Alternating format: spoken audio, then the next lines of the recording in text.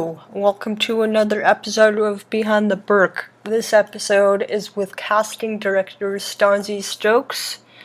She's been casting for 42 years, which blows my mind.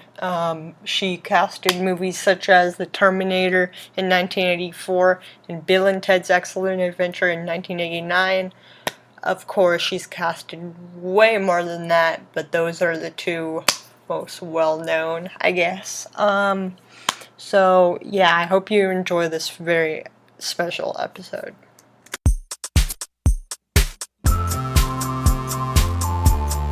Behind the bird. Behind the bird. Behind the bird. Behind the bird. I'm gonna ask you 5 questions, and you have to do it as fast as you can. Okay? Okay. Okay. Favorite movie? I don't think fast. Favorite movie? Oh, are we already going? Yeah! Gone with the Wind. Favorite TV show? NCIS. Favorite book? Gone with the Wind. Favorite song?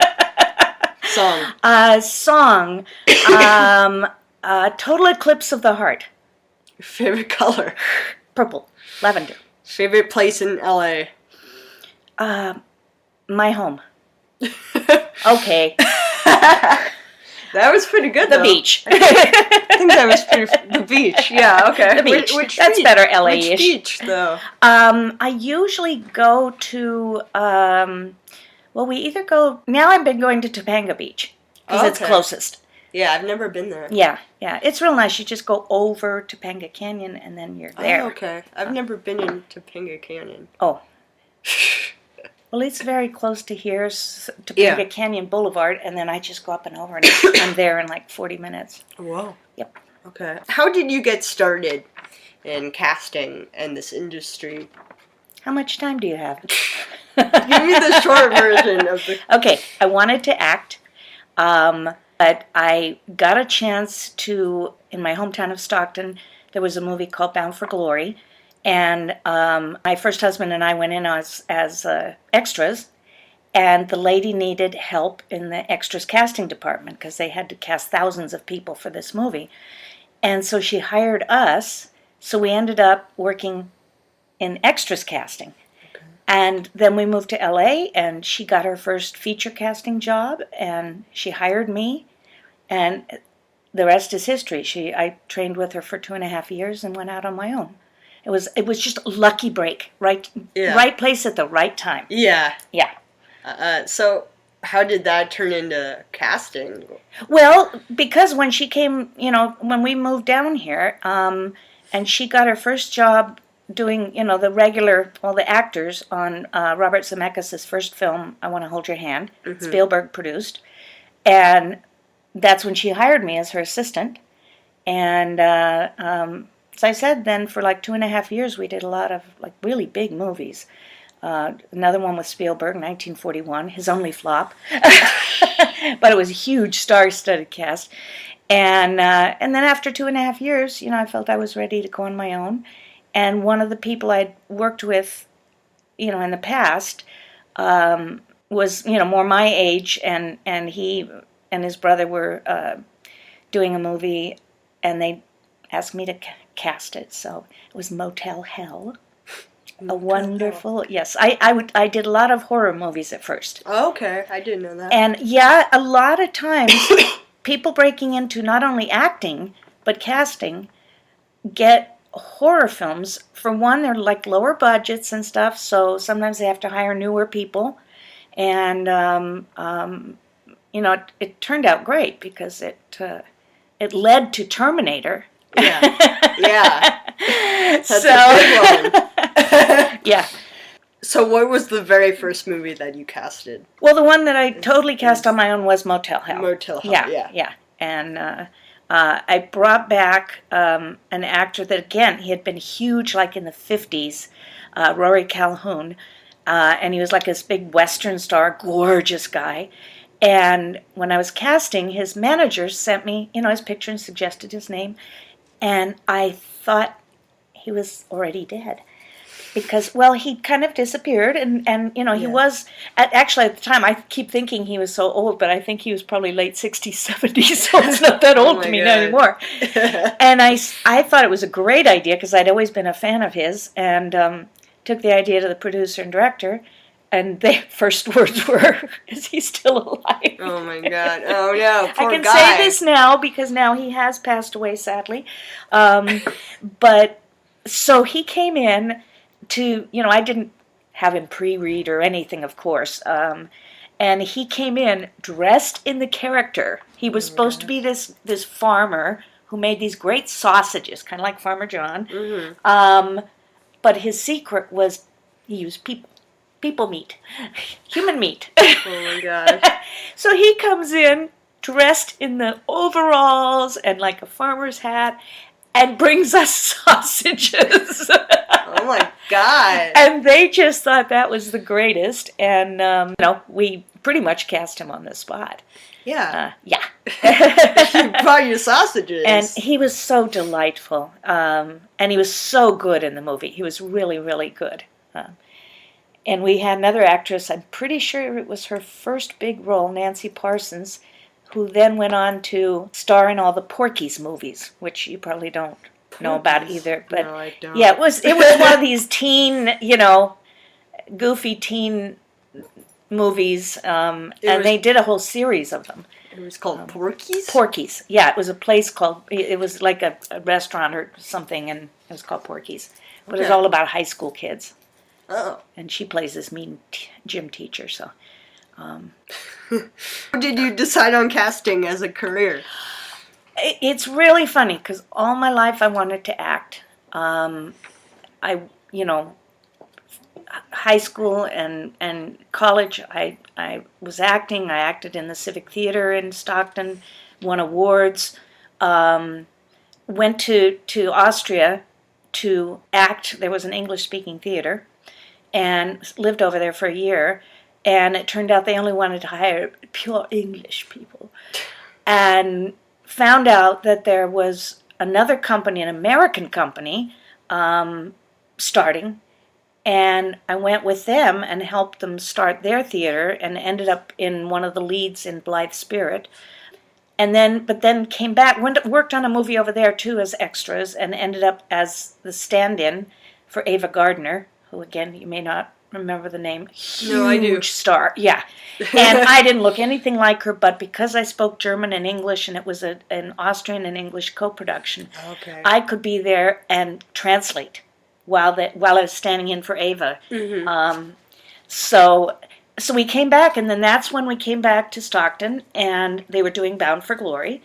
And my high school teacher called me and said, "You guys might want to go make some money."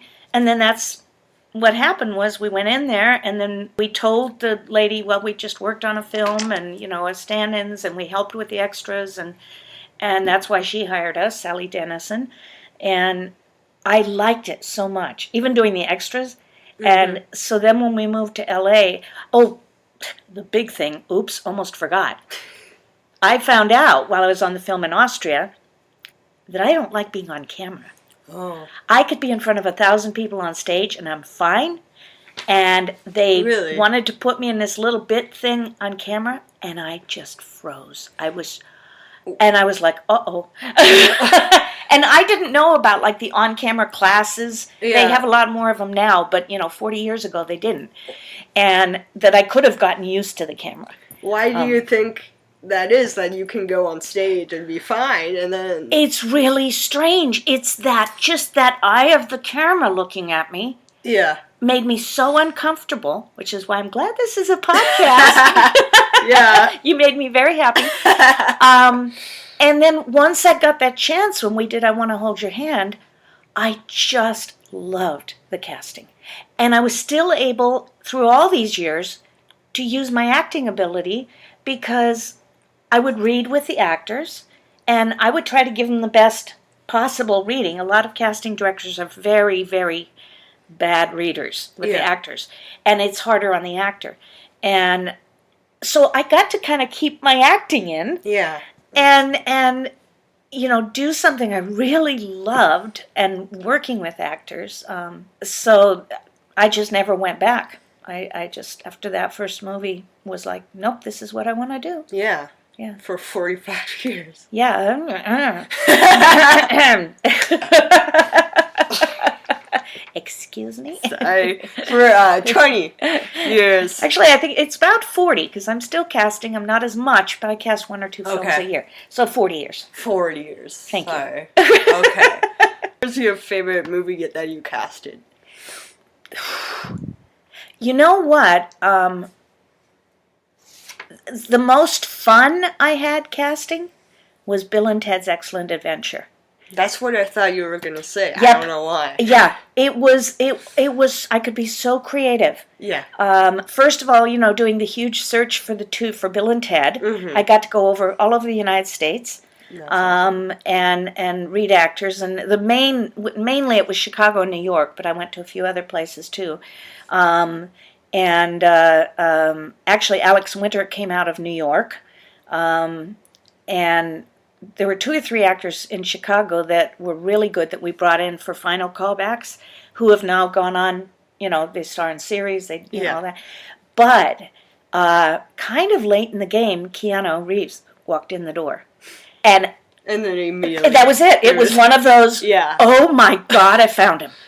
Yeah. And he had done one tiny little film. So, this film made him a star, basically. And it was fun because we got down to 9 actors that we really liked. And we spent a full day mixing and matching. We told them, come at 10, be ready, stay till 5 or 6. We fed them lunch. And we mixed and matched till we got Keanu and Alex. But then the fun part was the historical figures. They had no lines at all. Mm-hmm. And so they had to improv. Yeah. And, so I had to get ones that were good actors that could improvise. Yeah. That also looked like the characters as close as possible. Obviously, we had makeup and stuff too. But a lot of them, just came in, just gave me that feeling, and we had trouble finding Genghis Khan. And I was reading all these Asian actors and stuff, and then all of a sudden, again, very late in the game, this agent sends me a picture of a guy, and he's got the whole Genghis Khan mustache and beard and hair, and I'm like, why have you not submitted him? And he went, well, he's mainly a stuntman. I went, he has to do stunts. Yeah. Yeah. So it was another one of those cast, he walked in my office. I went, okay, taking you right to producers. He walked in the office. They went, you're hired. Oh, my gosh. And, but that was really the most fun because I really, really, really got to be creative. I mean, I really enjoyed a lot of my other films. Obviously, Terminator was a lot of fun. Mm-hmm. And sadly, we just lost Bill Paxton. Yeah. I gave him his first part in Terminator. Oh my gosh. He played one of the punks that when Arnold comes to the present and he's naked, there's like these 3 punks who are, like ganging up on him. Yeah. And Bill Paxton was one of the punks. That was his first job. I didn't realize that connection. Yeah. Yeah. So that was wild. It's so sad he died so young. So how did you decide to do these acting classes starting in 2000? Oh, it actually started because my best friend is Dee Wallace, and she was running an acting studio too, but she only wanted to do adults. And she kept getting calls, do you teach children? Do you? And she was, no, I really only want to teach 18 and up. So she called me and she said, can you join my studio and do the kids? Yeah. And because I love children, I was like, yeah. And that's really how it started. And again, after about 2.5 years, I think she wasn't doing, her teaching anymore. So I went out on my own with Stanzi's kids. And again, just loved it. Mm-hmm. I just love working with young people. Yeah. So. But you were still casting as well as teaching? Yeah. Okay. But the casting had slowed down a bit. I really haven't totally. Well, at that point, I had really slowed it down, too, because Jordan and Josh, my 2 sons, were young. And because I was a late-in-life mom and already had reached quite a success, because even after Terminator, I did quite a few films that did well, that I had kind of pulled back from everything to be a mom. Yeah. And so I was being a mom, and that's when Dee asked me, "Boy, you're bringing back memories." And so Dee was like, "Hey, so yeah, for the first few years I wasn't casting." Okay. And then people start just calling me out of the blue Yeah. and saying, "Please cast this movie for me." Please. And they've all been mostly independents, Okay. which I prefer. You have more leeway in the casting Yeah. and more say Absolutely. than with the big studios. So that's how that happened. Okay. Everything's always been just things falling in my Just- lap. yeah. It's You're It's- very lucky yeah. and talented. Well, thank you. Why did you end Stanzie Kids? It's my question. It's my A question. little tired. A little The energy, tired. yeah, my Yeah. energy level is a little kids lower are now. exhausting. Yeah, and the funny thing was, the little ones didn't exhaust me. My ages like 5 through 10, Yeah. they were better listeners. Yeah. It was my teen class, in case anybody's listening. We were punks. You teen class. I literally, got to a point of oh Yeah. my gosh, it's taking so much energy. Now, the thing is, then I did start in the last quite a few years now, I've been teaching adult classes, Okay. just once a week. And I was letting in teens who were very well behaved. I mean, when I started Yeah. the classes, I was letting in ages 12 and up. But only, and I was so strict when I started those adult classes. They talked once, they were in the hall. They talked twice, they were out of the class Yeah. for the day. You're just fed up. Yeah. I was just like, I'm not having this anymore, Yeah. And cell phones had to be put in a bowl in the front. And Good for you. Oh my gosh. Yeah. Yeah, teenagers are a handful. Uh-huh. Yeah, I could say that. And I with loved them confidence. I loved them all dearly. I'm still in touch with most of them. Yeah. Like Facebook and stuff. And it was just, it was exhausting. And my husband had just died, and I kept it going for a couple more years, but I was just kind of, Yeah. it was time. I remember you were kind of tired. Yeah, after. it was very rough. Yeah. Yeah. So Okay. So what are you up to now? okay, well, you haven't brought up my management, which is another thing that fell in my lap about 12 years ago, when I was teaching and still not casting that much. I was at that point. I was back to maybe one film a year. Again, I'd never thought about managing actors. And these two ladies whose children I had taught came to me. And both of the girls were doing well in the business. Commercials, TV series, all this. And they wanted to manage. And they felt, because my name was pretty well known, most people knew who I was in all these years, and with a name like Stanzie Stokes, you can't forget it, Too different. And they just said, would you come in with us and be like our figurehead? And So you're manager. yeah, and it helped us get on the breakdown. So we're called Trio Entertainment Group. And then sadly it didn't work out with one of the ladies, so it ended up, for the most part, after about 6 months, it was just Kelly and myself. And but we decided at that point, Trio Entertainment Group, people were recognizing it, so we couldn't change it to Duo Entertainment Group. Yeah. So we've stayed Trio. So that's all been going all this time. And I've been enjoying it, for the most part. It's been fun, and had some really good actors. And the fun thing is that a lot of the actors that either I had worked with, I had cast, or I had tried to cast in the past. In fact, one of the actors that was in all the Porky's movies is now my client. Oh my gosh. And I actually enjoyed. I never liked those teenage comedies, but Porky's was really funny. Okay. And then he had gone on to do some other major good things, and I always liked, oh my God, I'd love to work with him. And he ended up as a client, so it's pretty exciting. That's awesome. Everything tied in together. Yeah, I yeah. guess. So right now, I've got at least 3 films that are trying to get their funding that, have already hired me as their casting director. And again, it's helping because they're smaller budget, newer people. And again, because I've been around so long, it helps them to have my name involved too. Yeah.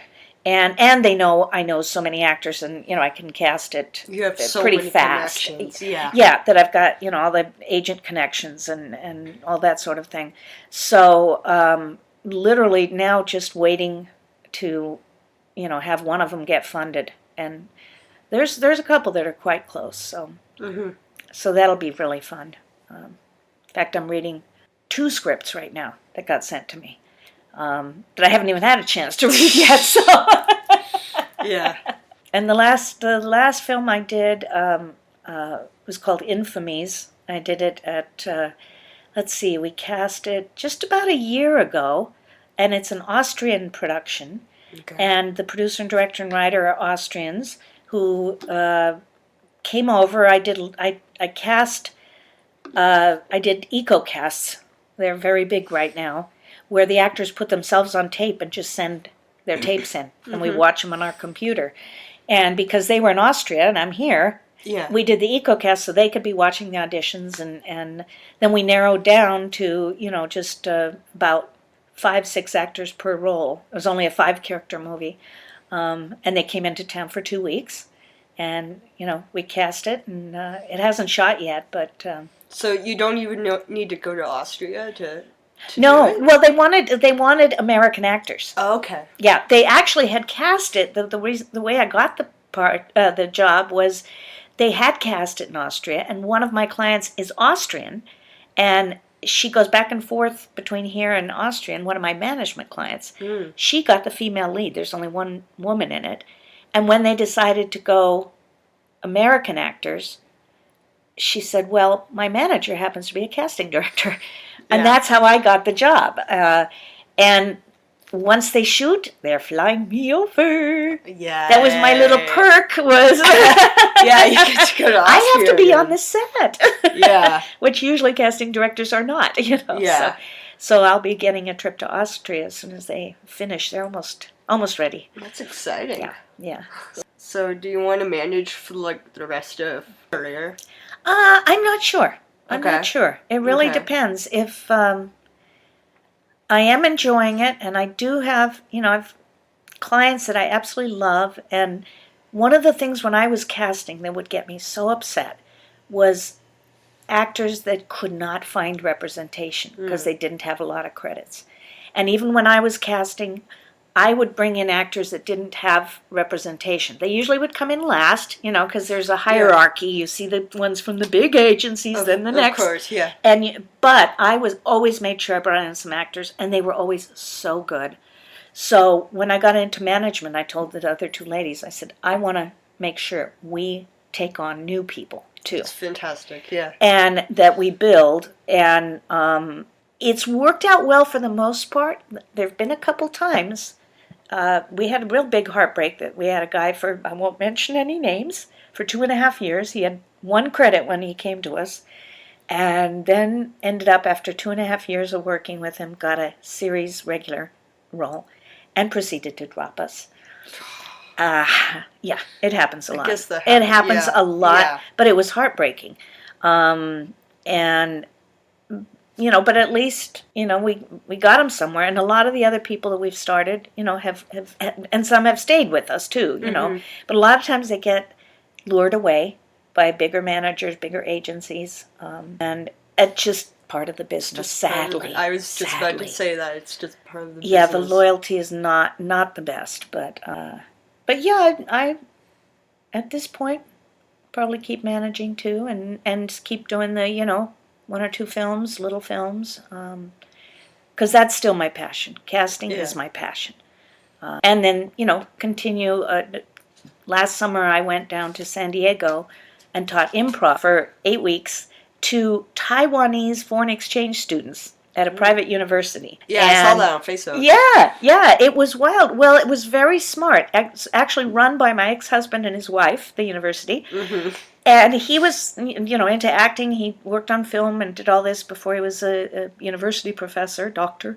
And he came up with it, is how better to help them relax and learn the language than to do improv. That's And fascinating. they got the best letters at the end of it saying, we enjoyed, of course, all the courses, but the improv helped us so much. So I'm hoping help to learn the language? Or? Yes, Okay. because they were here basically studying English, and an 8-week course, and so their other classes were both English, and basically a lot of work and all of that. And then I'd come in twice a week and do these improv classes that they could loosen up and just use. They all spoke some English when they came here, obviously, some more than the others.